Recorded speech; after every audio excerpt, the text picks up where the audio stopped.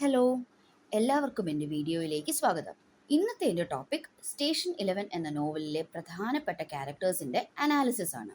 Same ടോപ്പിക്കിൻ്റെ English explanation video ഞാൻ ഇന്നലെ release ചെയ്തിരുന്നു. എല്ലാ റിലേറ്റഡ് വീഡിയോസിനെയും ഞാൻ പ്ലേലിസ്റ്റുകളാക്കുന്നുണ്ട്. അതിൻ്റെ ലിങ്ക്സ് ഡിസ്ക്രിപ്ഷനിൽ കൊടുത്തിട്ടുമുണ്ട്. ഇനി നമുക്ക് ടോപ്പിക്കിലേക്ക് കിടക്കാം. ആദ്യമായി ഓർഥർ, മിറാൻഡ എന്നിവരെ കുറിച്ച് പറയാം. ഒരേ സ്ഥലത്ത് നിന്ന് വന്ന ഇരുവരും കല്യാണം കഴിച്ചുവെങ്കിലും അവരുടെ വ്യക്തിത്വങ്ങൾ വ്യത്യസ്തങ്ങളായിരുന്നു. താരപദവിക്കൊപ്പം വന്ന ഫ്ലാഷി ലൈഫ് സ്റ്റൈൽ ഓർഥറിന് ഏറെ അട്രാക്റ്റീവായെങ്കിലും മിറാൻഡ ആ ജീവിതം വെറുത്തു. ഓർഥറിന്റെ ജീവിതത്തിൽ കോൺസ്റ്റൻസി അഥവാ സ്ഥിരത ഇല്ലായിരുന്നു. ഒന്നിനു പിറകെ ഒന്നായി കല്യാണം കഴിച്ചത് ഇതിനൊരു ഉദാഹരണമാണ്. സ്ഥിരതയും ആത്മാഭിമാനവും മിറാൻഡയുടെ ശക്തികളായിരുന്നു. റിഗ്രറ്റ്സ് ഏതുമില്ലാതെ ഡിഗ്നിറ്റിയോടെ ജീവിക്കാൻ അവൾക്ക് സാധിച്ചത് അതുകൊണ്ടാണ്. സെൽഫ് സെൻറ്റേർഡ് ആയിരുന്ന ഓർഥർ മറ്റുള്ളവരെ അറിയാൻ ഒരിക്കലും ശ്രമിച്ചിട്ടില്ല. അതുകൊണ്ട് തന്നെയാണ് അയാളുടെ ശരിയായ മുഖം നിറഞ്ഞ കത്തുകൾ സപ്പോസ് ടു ബി പെൻപാൽ ഒരു സുപ്രഭാതത്തിൽ പബ്ലിഷ് ചെയ്തത്. തെറ്റുകൾ തിരിച്ചറിഞ്ഞ ഓർഥർ മിറാൻഡയോട് മാപ്പ് പറഞ്ഞു. അവൾ ക്ഷമിക്കുക മാത്രമല്ല, അവസാനമായി ഓർഥറിനെ സീക്രട്ടായി കണ്ടപ്പോൾ ക്ലാർക്ക് ഗിഫ്റ്റ് ചെയ്തിരുന്ന പേപ്പർ വെയ്റ്റും അവളുടെ കാർട്ടൂണിന്റെ 2 വോള്യൂംസിന്റെ 2 കോപ്പീസും ഓർഥറിന് സമ്മാനിക്കുകയും ചെയ്തു. Now let's move on to Kirsten and Taylor. 2 വിധത്തിലാണെങ്കിലും ഇരുവരും ഓർഥറിന്റെ മക്കളാണ്. ഓൺ സ്റ്റേജ് കിങ് ലിയർ എന്ന ഓർഥറിന്റെ മകളായിരുന്നു കിർസ്റ്റൻ. ഇവിടെ ഒരു കാര്യം കൂടി ശ്രദ്ധിക്കാനുണ്ട്. കിർസ്റ്റൻ ആൻഡ് ഓർഥർ ഏറ്റവും സന്തോഷിച്ചിരുന്നത് ഓൺ സ്റ്റേജ് തങ്ങളുടെ ക്യാരക്ടേഴ്സിൽ ലയിച്ച് അഭിനയിക്കുമ്പോഴായിരുന്നു.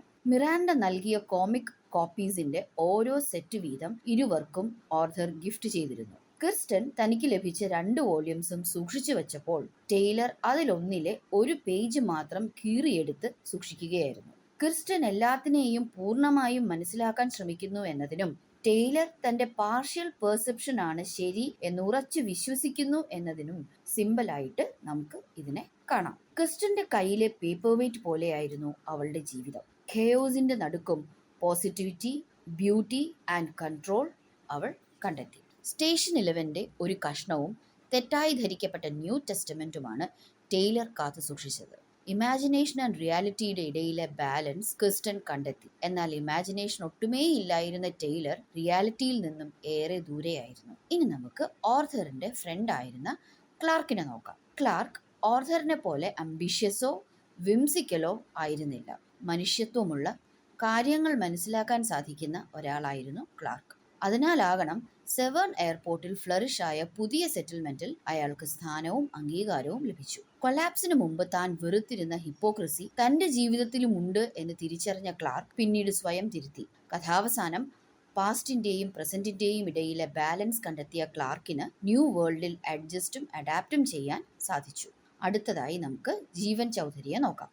തുടക്കത്തിൽ അണഥിക്കലായ കരിയർ ചോയ്സസിൽ ചാടിക്കളിച്ച അയാൾ അതിനുള്ളിലെ തന്റെ തെറ്റുകളിൽ കുറ്റബോധം തോന്നി സ്വയം മാറുകയായിരുന്നു. പാപ്പരാസിയിൽ തുടങ്ങിയ ജീവന്റെ കരിയർ എന്റർടൈൻമെന്റ് ജേർണലിസ്റ്റായും പാരാമെഡിക് ട്രെയിനിയായും ഒടുവിൽ ന്യൂ വേൾഡിലെ ഡോക്ടറായുമാണ് അവസാനിച്ചത്. ബന്ധങ്ങൾക്ക് വില കൽപ്പിച്ച ജീവൻ ചൗധരി തന്റെ ബ്രദർ ഫ്രാങ്കിനെ സ്നേഹിക്കുകയും ബഹുമാനിക്കുകയും ചെയ്തിരുന്നു.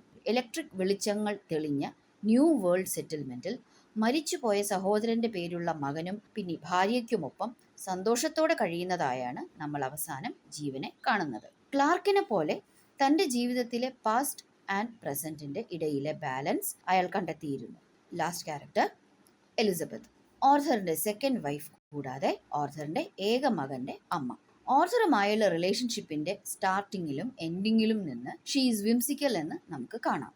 ഓർഥർ ഏറ്റവും അധികം സ്നേഹിച്ചിരുന്ന മകനെയും കൊണ്ട് ഡിവോഴ്സിന് ശേഷം ജെറുസലേമിൽ സെറ്റിൽ ചെയ്തതും അതുകൊണ്ട് തന്നെ. കൊലാപ്സിന് ശേഷം കോപ്പ് ചെയ്യാൻ ബുദ്ധിമുട്ടിയ എലിസബത്ത് ന്യൂ ടെസ്റ്റമെന്റിൽ അഭയം കണ്ടെത്തിയത് തെറ്റായ വായനയിലൂടെയായിരുന്നു. ഈ വായന പകർന്നു കിട്ടിയ ടെയ്ലർ പിന്നീട് ക്രൂരനും സ്വാർത്ഥനുമായി. ടെയ്ലർ കാത്തു സൂക്ഷിച്ചത് എലിസബത്തിന്റെ ന്യൂ ടെസ്റ്റമെന്റിന്റെ കോപ്പിയായിരുന്നു.